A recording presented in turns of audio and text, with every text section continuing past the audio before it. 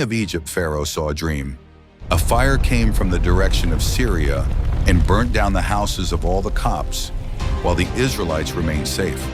Awakening in terror, Pharaoh gathered all the priests and astrologers to describe his dream. The astrologers told him that a child would be born among the Israelites who would end Pharaoh's reign. Who was that child, and how did he change the history of Egypt by ending Pharaoh's kingdom? In this video, we will learn about Pharaoh's dream and that mysterious child. Therefore, you are requested to watch the video until the end. There was a king of Egypt who oppressed people and was intoxicated with calling himself God. This man's name was Musa bin Walid, whom we know today as Pharaoh. Pharaoh had enslaved the Israelites and treated them with great cruelty, even though the Israelites had been living there since the time of Prophet Joseph. Prophet Joseph had obtained a portion of land for his father, Prophet Jacob, and his brothers from the Pharaoh of that time, Firon bin Walid. This generation of Prophet Jacob came to be known as the Israelites, who flourished in Egypt. These people were followers of Prophet Jacob's religion. Therefore, in the eyes of Allah, they were the best group at that time. They refused to prostrate to Pharaoh or accept him as their Lord. For this reason, the king and his associates inflicted mountains of oppression upon them and made them perform every menial task.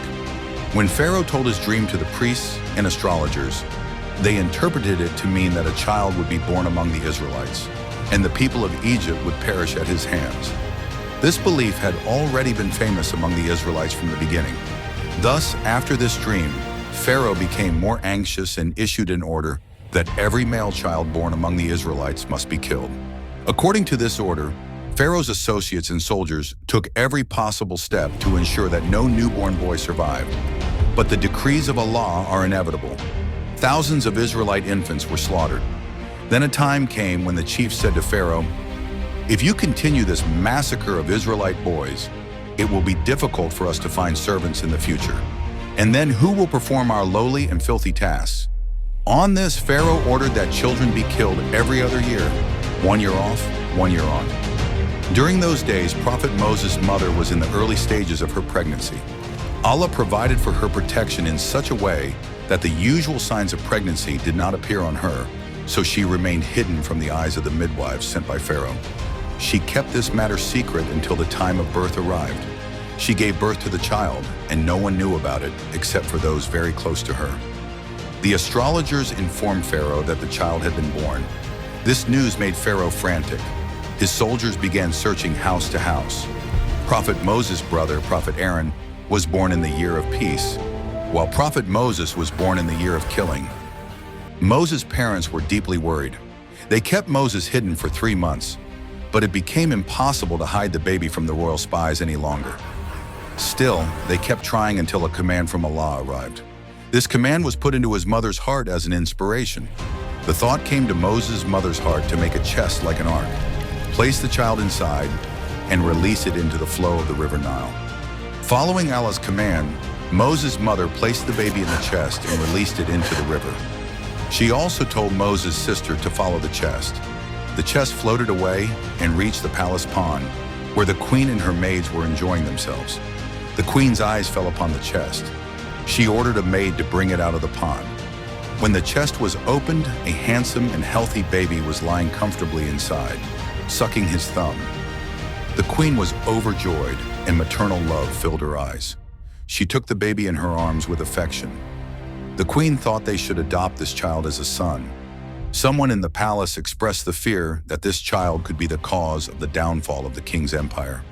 The same thought occurred to Pharaoh, that this child might be the Israelite boy prophesied by the astrologers. But Pharaoh's wife said, "Perhaps this child will be a comfort to our eyes, or we may adopt him as a son."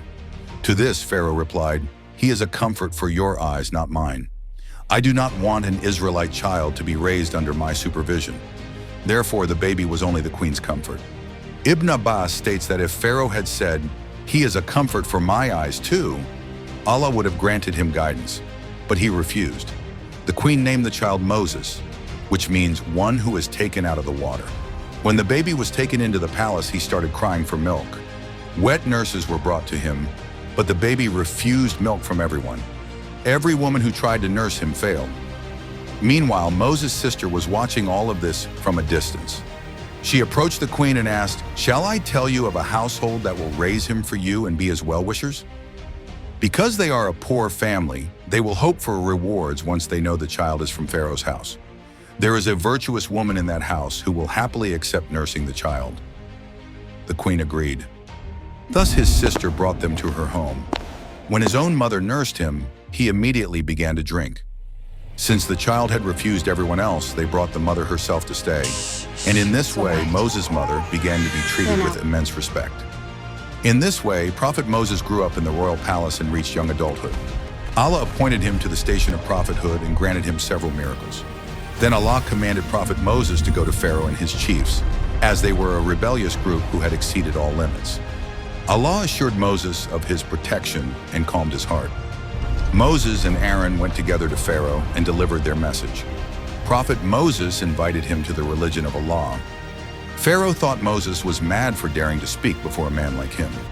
Pharaoh asked, "What do you want?" Moses replied, "I want you to send the Israelites with us." Pharaoh asked, "Why should I send them? They are my slaves."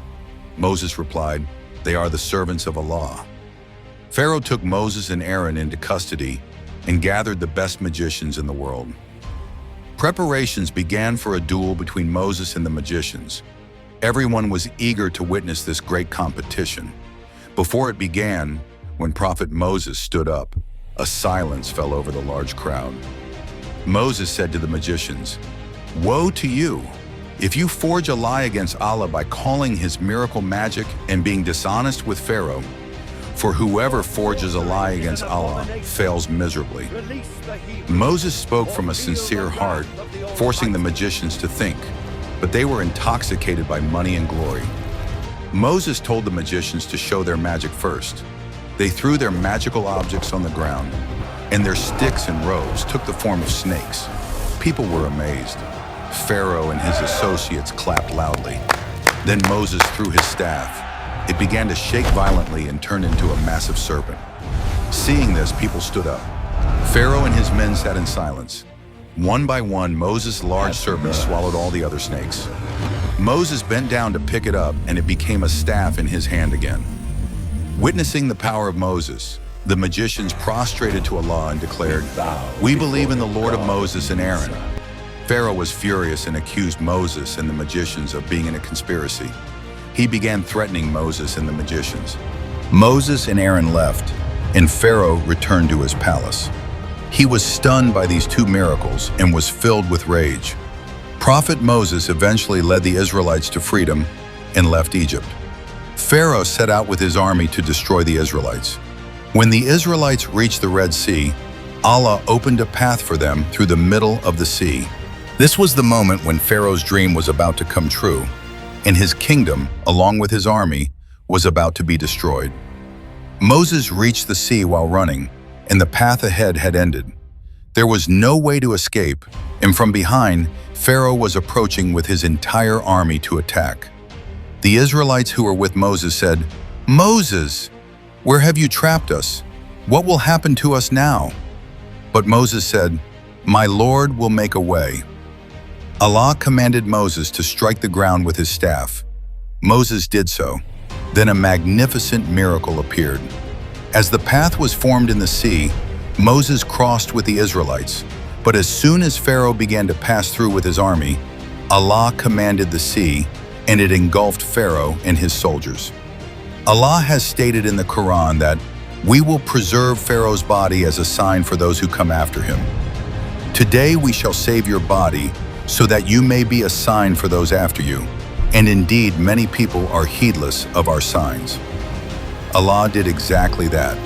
In 1898, Pharaoh's body was discovered in the Red Sea.